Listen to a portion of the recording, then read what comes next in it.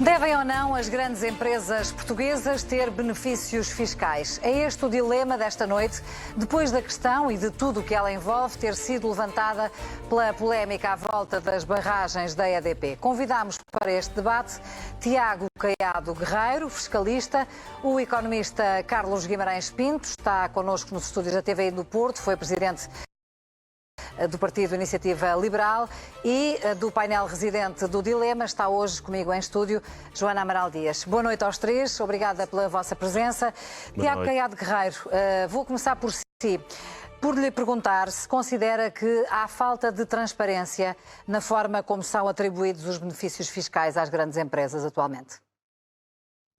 Eu acho que os benefícios fiscais tinham que ser mais simples, mais transparentes e de aplicação menos complexa, porque os benefícios fiscais atualmente estão dispersos por vários códigos, a sua aplicação exige um conjunto de passos e com uma elevada tecnicidade, e no meio de todo este processo extremamente complexo acabam por se verificar situações em que empresas poderão ser excluídas e outras poderão vir a beneficiar desses mesmos benefícios fiscais, e não existe uma razão lógica para o mesmo, não é?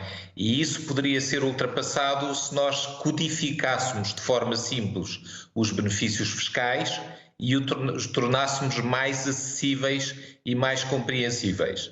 Na verdade, eu até me parece que o que seria melhor e que seria mais equitativo seria que existissem benefícios fiscais estruturais, isto é, alguns que se mantêm permanentemente no sistema fiscal e que podiam orientar as empresas e as pessoas para comportamentos que são aqueles que o Estado deseja e que não iriam ser alterados.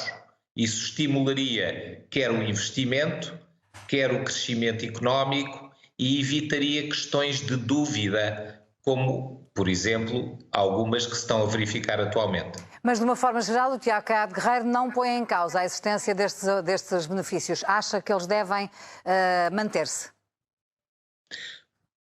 Todos os países têm benefícios fiscais. Porquê? Os benefícios fiscais existem para tentar que as empresas, quer estrangeiras, quer portuguesas, desenvolvam atividades numa determinada área, ou, por exemplo, tenham capacidade para se reestruturar e para evitar as falências ou para se tornarem mais competitivas. Isto existe em todos os países do mundo. O que acontece um bocadinho em Portugal é muita dispersão de benefícios fiscais e, ao mesmo tempo, uma complexidade na sua aplicação e muitos passos para conseguir a sua aplicação. Nós precisamos de benefícios fiscais para conseguir atrair capital para Portugal, para permitir o desenvolvimento económico. Agora, precisamos que eles sejam simples e transparentes para que todas as empresas que queiram ter esses comportamentos e que desejam desenvolver atividades que o Estado considera como mais importantes e mais prioritárias, o consigam. E atualmente o que acontece muitas vezes é que uma empresa pequena, média, etc., não consegue atingir e beneficiar desses benefícios fiscais devido à sua complexidade, devido à sua dificuldade de aplicação e devido à burocracia existente. Joana Amaral Dias, concorda que os benefícios fiscais são mesmo necessários para que exista competitividade e atração do investimento para Portugal? Boa noite. Na verdade, eu acho que nós temos sempre dois pesos e duas medidas, e temos um governo que sistematicamente, no que à fiscalidade diz respeito, que é um instrumento fundamental do Estado, é fraco com os fortes e forte com os fracos, porque aquilo que é o contribuinte comum sente-se permanentemente acossado, perseguido pela autoridade tributária, ao passo que depois simultaneamente assiste a estes bodos, como vimos da EDP, que é uma empresa que aumentou os seus lucros em 56% em 2020 e que num dos maiores negócios feitos em Portugal não paga imposto, paga zero imposto. Eu acho que o contribuinte comum, o pequeno, médio empresário, o trabalhador por conta própria, etc., que olha para uma situação destas, acha isto completamente incompreensível e um contraste absoluto. Mas a EDP, ainda bem que temos a discutir, e que isto vem de facto a reboque da EDP, Mas a EDP não é caso único. Esperemos é que seja o primeiro a abrir, de facto, este dilema e esta discussão. E não é caso único, de facto, porque nós temos, muitas vezes, uma Assembleia da República, Carla, que está sequestrada, que é refém de interesses instalados e faz, de facto, este rendilhado gongórico, rococó de leis, onde se perdem múltiplos benefícios fiscais, amnistias, benesses, perdões, etc., onde realmente depois quem tem dinheiro, contrata exércitos de fiscalistas e de consultores para passar pelos inevitáveis depois meandros e buracos dessa mesma lei. Quem não pode, o tal contribuinte comum, tem que amochar e pagar tudo até ao último cêntimo e pode ser mesmo perseguido por 1 cêntimo. E, portanto, como temos uma Assembleia da República que faz estas leis, porque estas leis, nomeadamente esta que está em discussão da EDP ou estas que estão em discussão da EDP, elas não caíram do céu, não foram instaladas por um marciano, foram feitas na Assembleia da República, efetivamente, muitas vezes em genuflexão, em compadrio e em subserviência com poderes fáticos. Mas a Joana concorda que Portugal tem que ter, enfim, formas de atrair o investimento, certo? Formas de atrair investimento, que é assim, vou-lhe dizer, sem a Carla. existência de benefícios, deste tipo de benefícios, de incentivos fiscais, isso não retrairia algumas empresas Portugal tem de que investir lutar. em Portugal? Carla, eu acho que quase todas as empresas do PSI 20 neste momento têm a sua holding na Holanda. Portanto, nós se vamos por competitividade, há sempre um vizinho que pode ser mais competitivo do que nós. Não é um fundo, é um poço sem fundo, nunca vamos terminar. Portanto, aquilo que eu acho que Portugal, olha, agora tem a presidência europeia, deve pugnar e deve defender algo que é essencial, que é a harmonização fiscal a nível europeu. Nomeadamente que haja uma concorrência mais leal e não esta concorrência absolutamente desleal, onde se cavam, de facto, depois fossos entre pequenas e médias empresas, entre contribuintes regulares e grandes contribuintes, etc. Vamos ouvir também a opinião do Carlos Guimarães Pinto. Boa noite, está também nos estúdios da TVI no Porto.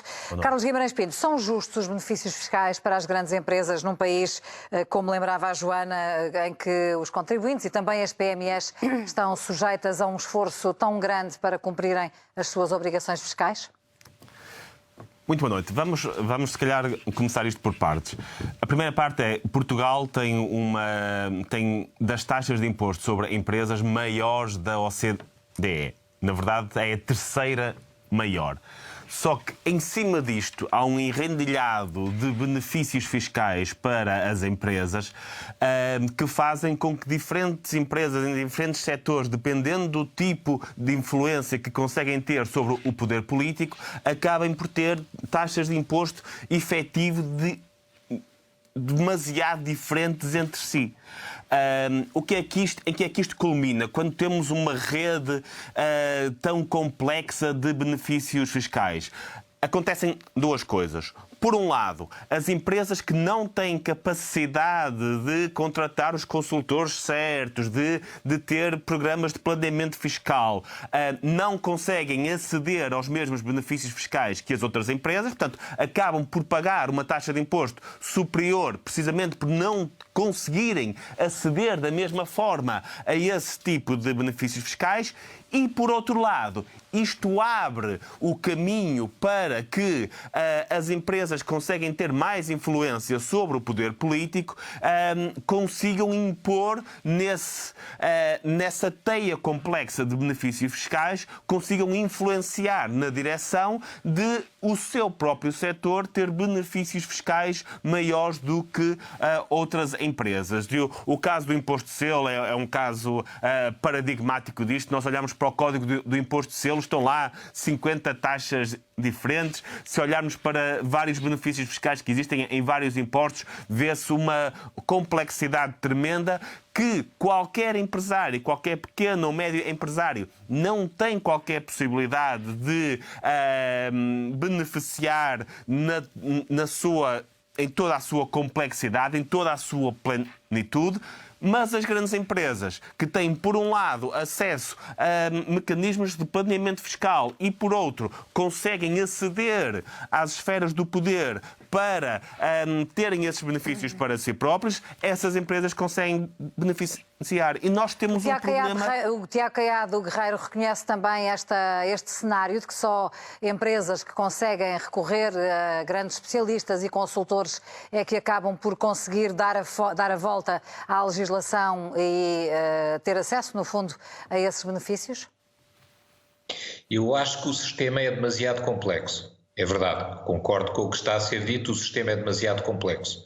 E quando algo é demasiado complexo, exclui a maior parte das pessoas e exclui, nomeadamente, pessoas ou empresas que deviam beneficiar de algum desses benefícios que estão previstos. Só que a sua aplicação exige um conjunto de recursos tão difícil que acaba por não ser possível. No entanto, este caso da EDP não existe por causa dos benefícios fiscais.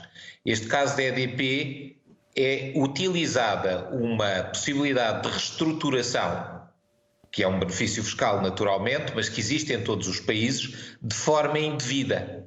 Mas de forma indevida, mas que está prevista uma forma de corrigir isso na Lei Geral Tributária e que é o abuso de forma jurídica. E por isso a administração tributária, se pegar neste caso da EDP, como vai pegar ou já pegou, poderá corrigir, exigir o imposto e exigir até um juro compensatório agravado, que é agravado em 15%, isto é bastante significativo. Por isso, o que nós não podemos fazer é acabar com mecanismos, por exemplo, das reestruturações que existem em todos os países e tomar atenção, por exemplo, aos suecos que estão a falar aqui dos residentes não habituais em Portugal, mas que é um dos países que mais benefícios fiscais tem para as empresas e para a atração do investimento, muitíssimo mais que Portugal tem, criticam-nos a nós, mas fazem muitíssimo pior, e por isso simplesmente deixarmos de ser competitivos para captar o investimento. Agora, o que temos que ter, e que está a correr bem, segundo me apercebi, é uma administração fiscal que está atenta e que vai investigar e que irá corrigir.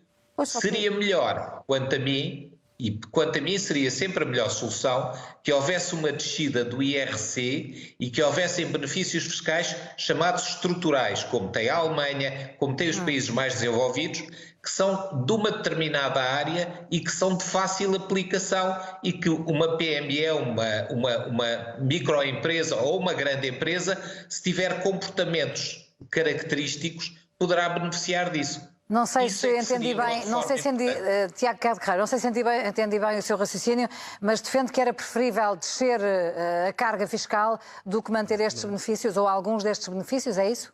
Exatamente. Eu sou sempre defensor de uma descida do IRC. Porquê? Porque isso vai abranger todas as pessoas. Vai abranger as pequenas e médias empresas ou no IRS vai abranger a generalidade das pessoas. Não há aqui discriminação. Há uma igualdade entre todos, não é? E quanto muito, alguns benefícios fiscais estruturais que se considera serem áreas absolutamente prioritárias para o país. Mas atenção que os benefícios fiscais estruturais é para serem mantidos 15, 20, 25, 30 anos com estabilidade e com absoluta transparência. E não é isso que tem acontecido em Portugal. Eu ia precisamente perguntar-lhe se tem ideia, uma das críticas que se tem feito é que esta legislação está constantemente a mudar e tem mudado quase anualmente. É assim, de facto, reconhece essa realidade? Há uma mudança tão grande que não é possível acompanhar, digamos assim, aquilo que diz a lei? Ouça, a fiscalidade é tão mudada que até eu, que sou fiscalista, tenho dificuldade em acompanhá-la. Por isso, a fiscalidade em Portugal é tão alterada e é feita, por vezes, de forma tão complexa que eu tenho extrema dificuldade em interpretá-la e em manter-me atualizado. Ora, se eu tenho dificuldade em interpretá-la e manter-me atualizado e só trabalho nisso, imagino o que é para um empresário ou para uma pessoa na área do IRS para se manter atualizada. É verdade. O Carlos Guimarães Pinto, antes de passar a palavra à Joana, que estava a tentar intervir, o Carlos Guimarães Pinto, enfim, deixou sair algumas gargalhadas enquanto o Tiago Caiado Guerreiro traçava esse cenário de que nem como fiscalista consegue acompanhar essa legislação. Reconhece também nesta crítica, é isso?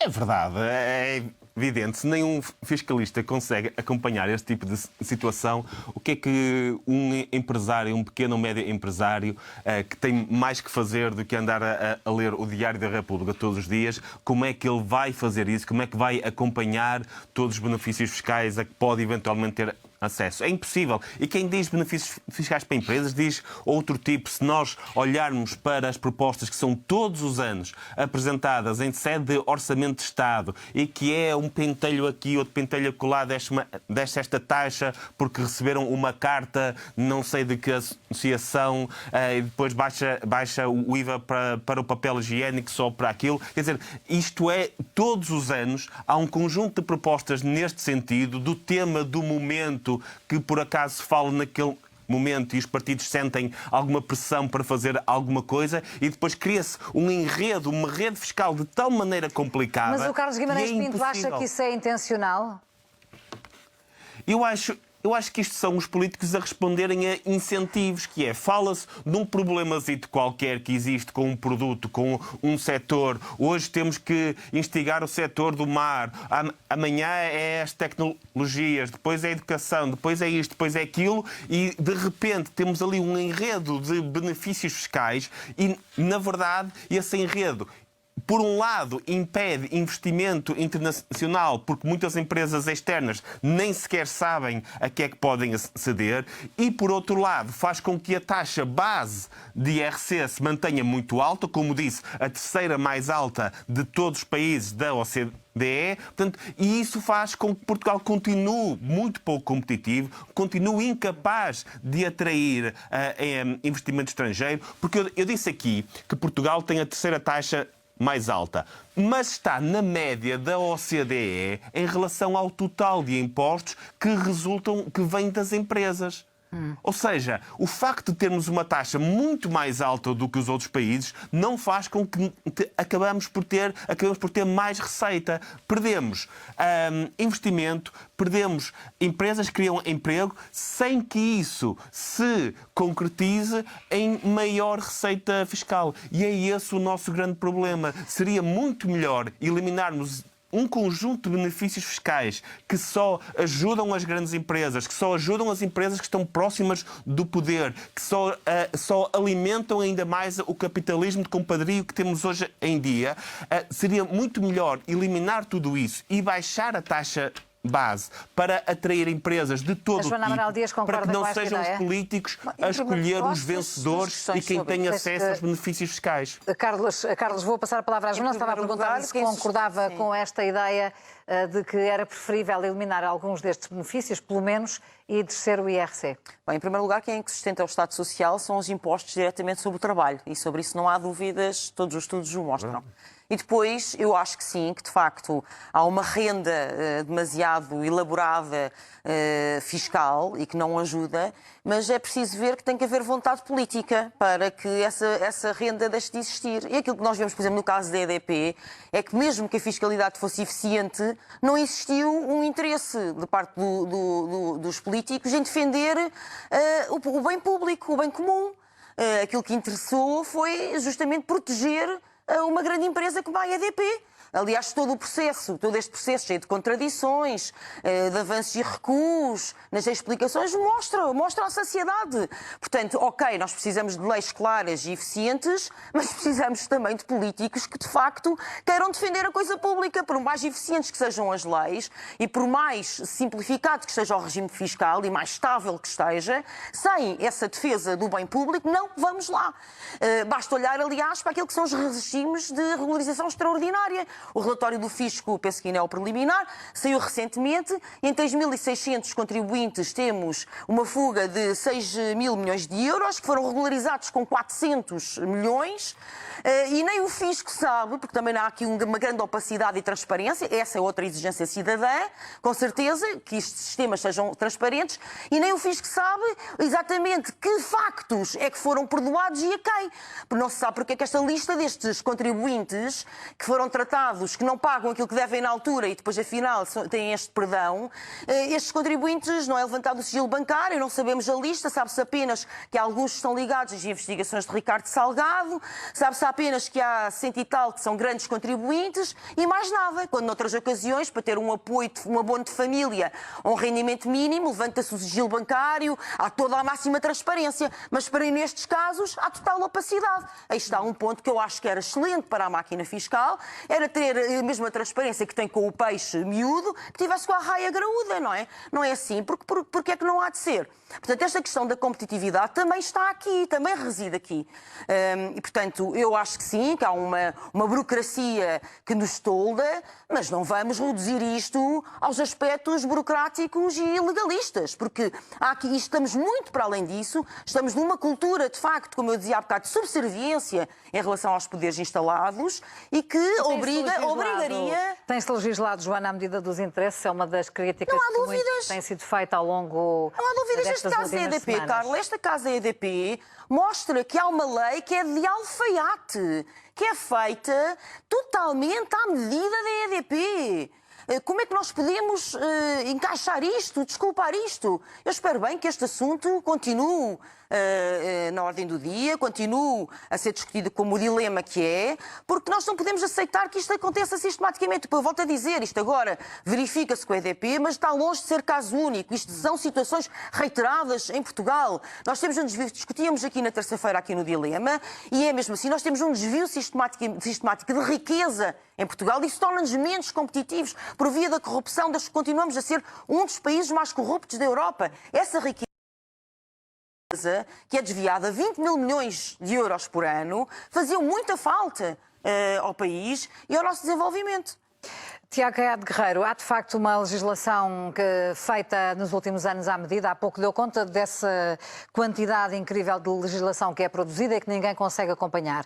E esta suspeição que se levanta de que são muitos fatos feitos por encomenda, digamos assim, faz sentido na sua, reconhece isso, a existência dessa cumplicidade e dessa legislação que é feita adequada aos casos que vão surgindo? Bom, isso eu desconheço. Há uma das coisas que a parte que me preocupa, de há muitos anos para cá, é mais outra questão, é a politização da fiscalidade. Exato. E o que acontece quando nós politizamos a fiscalidade é que a fiscalidade é utilizada muitas vezes com o objetivo de obter votos para os vários partidos políticos. E quando nós utilizamos a fiscalidade... Isso tem acontecido com os sucessivos governos, na sua opinião? Sim, tem acontecido com os sucessivos governos e quando nós utilizamos a fiscalidade com o objetivo de conseguir votos, o que sai da fiscalidade não é aquilo que devia sair. Saem benefícios para múltiplas áreas permanentes com o objetivo de captar o voto ligado a essas mesmas atividades. O que acontece com isso é que o próprio sistema fiscal fica totalmente distorcido. Fica distorcido, não fica aplicável de forma simples e é causador de incerteza.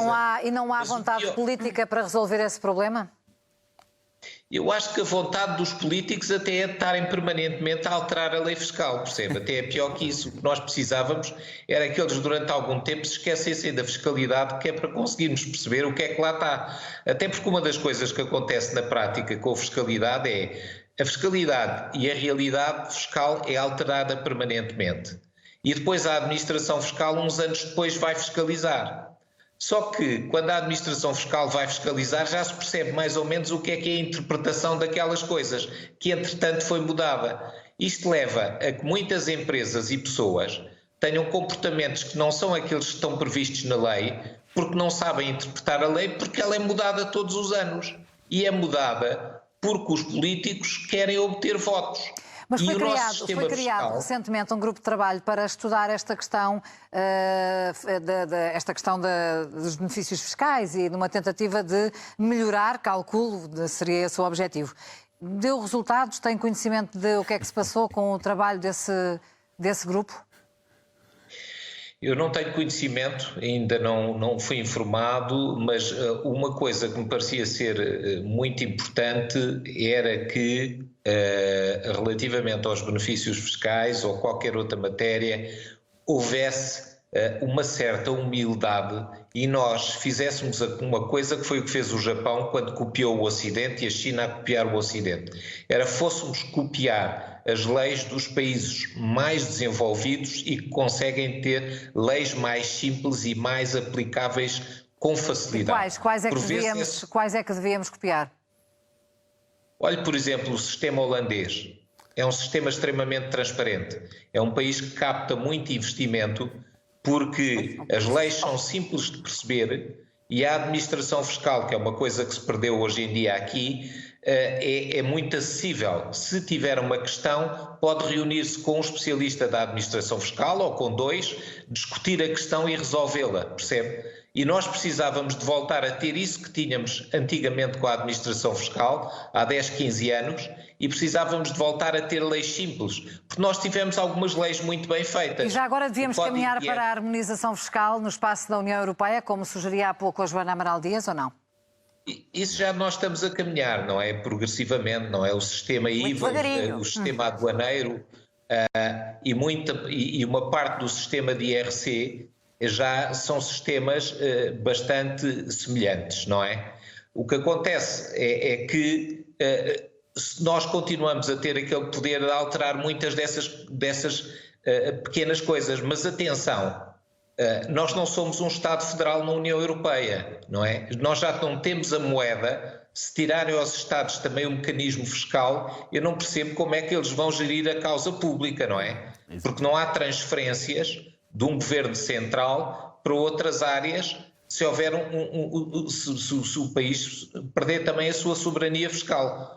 Joana Amaral Dias não concorda com isso? Acha que não é importante manter essa soberania? Eu acho que aqui é importante a harmonização fiscal, porque, volto a dizer, se nós, por exemplo, em Portugal temos esta situação de já temos um tecido económico tão frágil, tão vulnerável, mas mesmo assim 18 ou 19 das empresas do PSI 20 têm a holding na Holanda. Se temos sistematicamente estas situações com as fugas para os paraísos fiscais, em participação em offshores, etc., só agora, recentemente, é que o Banco de Portugal passou a ter que participar a saída de capitais para offshores.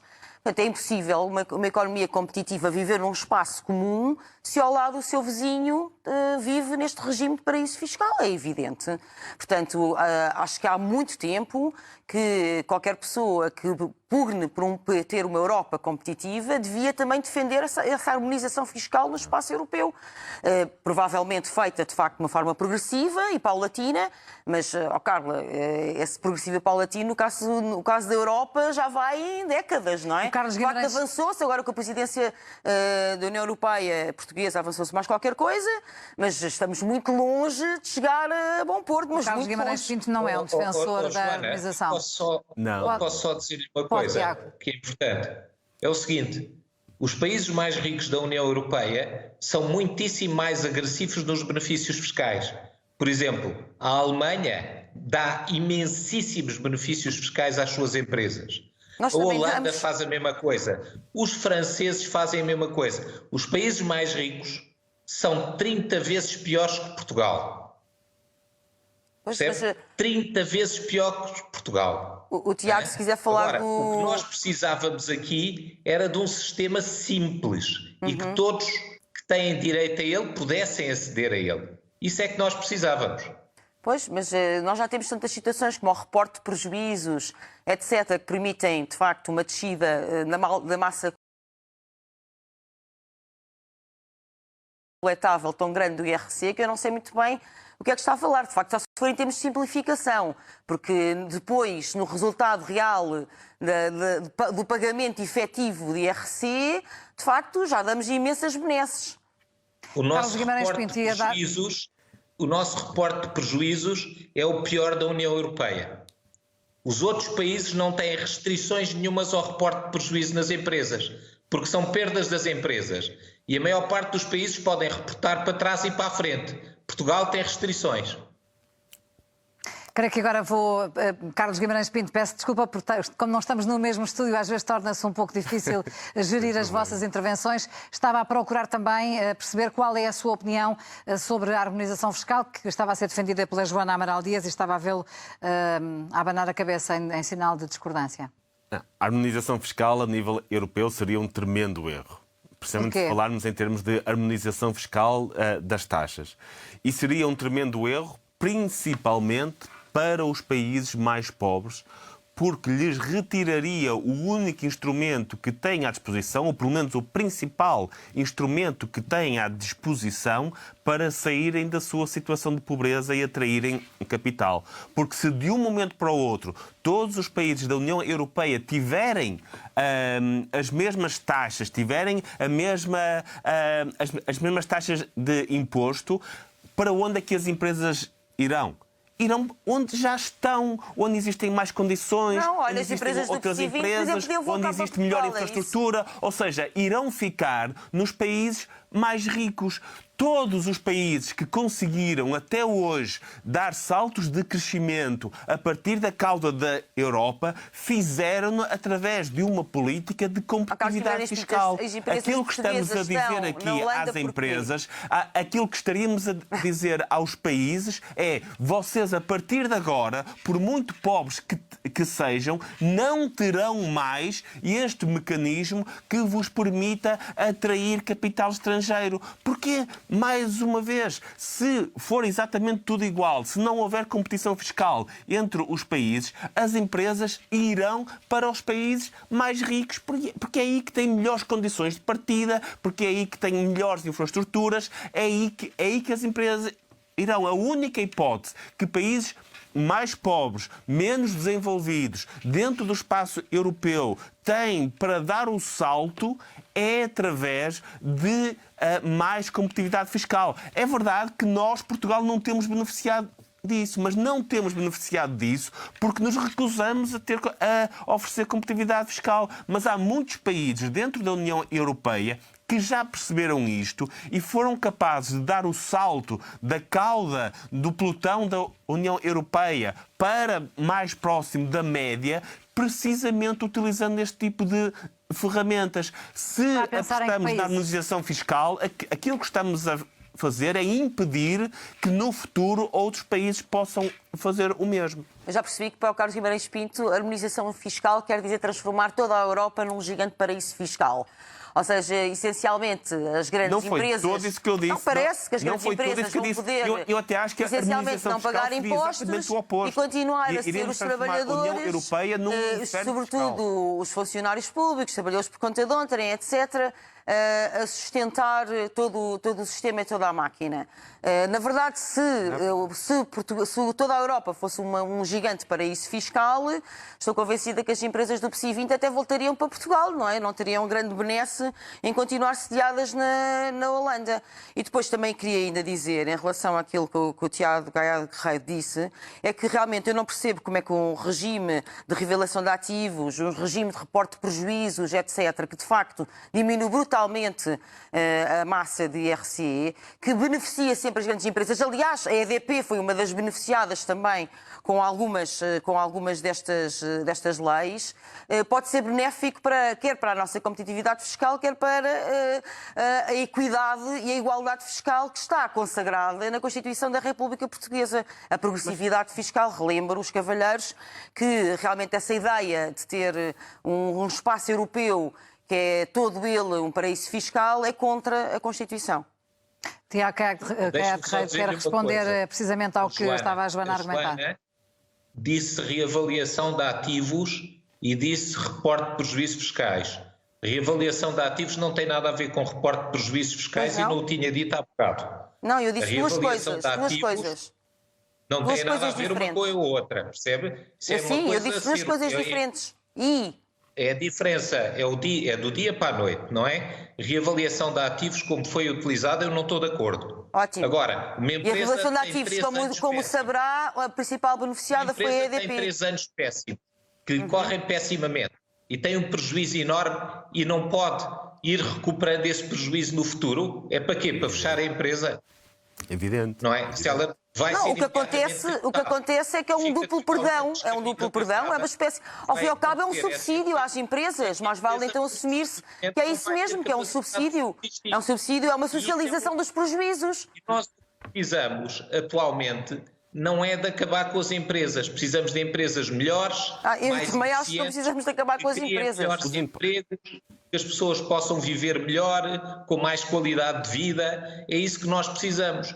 E para isso precisamos ter um sistema competitivo. Mas não é só as grandes empresas. Todas as pessoas precisam ter mais qualidade de vida e de viver melhor, nomeadamente quem vive do seu salário.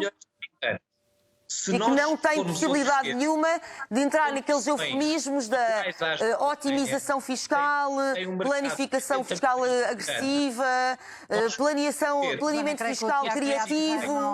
O Tiago Caiado Guerreiro creio que não estará a ouvir-nos nas melhores condições, penso eu, porque o Tiago estava a falar e a Joana estava a tentar interrompê-lo para contrapor as ideias. O Tiago não estava, creio eu. Diga, Joana. Não, eu já não sei o que é que ouviu, sinceramente. Houve aqui alguma dificuldade na comunicação. Já não sei o que é que ouviu, mas basicamente o que eu lhe queria dizer é que, de facto, a qualidade de vida, acho muito bem que as empresas sejam apoiadas, mas a melhoria da qualidade de vida é para todos, é para empresas e é também para quem paga diretamente os seus Joana, impostos. Mas a questão também é se algumas destas empresas, sem estes benefícios fiscais que têm recebido ao longo destes últimos anos, teriam sobrevivido ou não. Bom, realmente é uma boa pergunta, mas a montante disso, lá está, que se nós olharmos para aquilo que são as empresas que têm sido mais beneficiadas, nomeadamente para alguns destes regimes, é claramente o setor financeiro e da banca. Muitas outras empresas. Porque há, de facto, depois uma desigualdade brutal no acesso, pelo rendilhado, pelo tipo de regimes, no acesso a estes benefícios e estas amnistias fiscais. E, portanto, é isso que nós queremos para Portugal, porque isso depois implica, entronca com a questão do modelo de desenvolvimento do país. É uma benesse sistematicamente ao sistema financeiro e à banca, então em todas as outras empresas. Essas sim que sustentam, que suportam um tecido económico, nomeadamente as empresas da indústria, etc. Bom, essas, se nós olharmos estatisticamente, essas são muito menos apoiadas e têm muito menos benefícios. Portanto, a minha resposta é não. A resposta é, teriam estas empresas sobrevivido? Elas já sobrevivem mal. Portanto, este sistema beneficia essas empresas de um capitalismo que, de facto, que sustenta a economia de um país? Não tem contribuído para isso. Portanto, na verdade, este tipo de fiscalidade não está a ser um subsídio para o desenvolvimento do país, antes pelo contrário. Não sei se o Tiago ouviu isso ou não, mas eu, em relação à reavaliação dos ativos, acho que é, de facto, inaceitável. O caso da EDP é um bom exemplo. E em relação ao reporte de prejuízos, que é, de facto, um sistema diferente, é um regime diferente, acho que também então, assume ao Estado que faz uma socialização de prejuízos. Porque aquilo que acaba por acontecer é não recolher o IRC duas vezes. E se é, de facto, subsídios às empresas que estamos a dar, então temos que olhar para essa questão. Quais são as empresas que estão a beneficiar justamente com esse regime? E o Tiago saberá, melhor do que eu, porque de facto é fiscalista, que não são todas as empresas, nem pouco mais ou menos, e que são sistematicamente as do sistema financeiro que são beneficiadas. Tiago, temos mesmo a terminar. Dou-lhe um minuto para responder a estas observações que aqui foram deixadas pela Joana. Concordo com a Joana na reavaliação de ativos relativamente aos prejuízos fiscais, pois se a empresa perdeu o dinheiro e lhe forem exigir impostos, fecha. Eu estou a falar das pequenas e médias empresas normais. É tão simples como isto. Mas essas estatisticamente não são essas que têm ganho com este regime. Por isso mesmo, eu defendo que era melhor descer o IRC e ser mais transparente do que ter esta panóplia de benefícios fiscais, como disse desde o início. Agora, não podemos acabar estruturalmente com os benefícios fiscais se queremos captar investimento para Portugal e criar emprego. Tiago Caiado Guerreiro, obrigada por ter estado connosco esta noite. Obrigada também, Joana, e ao Carlos Guimarães Pinto por terem estado neste debate, no Dilema na Noite 24. Vamos fechar por hoje. A seguir, o jornalista João Pedro Rodrigues atualiza as notícias na primeira hora. Boa noite, até amanhã.